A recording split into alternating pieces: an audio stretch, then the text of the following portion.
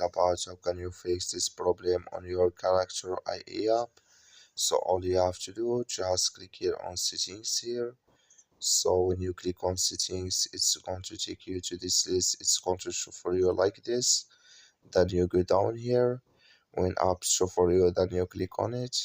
So then here can you looking for Character.ai app or just click on search.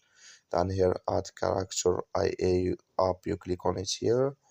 So then it's going to take you to this list. Click here on first stop. Then you click here on OK. So then you go down, just click here on storage. Come to storage list here, click on clear cache. So then you go to your Play Store. You click here on Play Store here. So then you search here for Character.ai app. It's going to show for you like this. You will find here update, click on it, then it's going to work with you.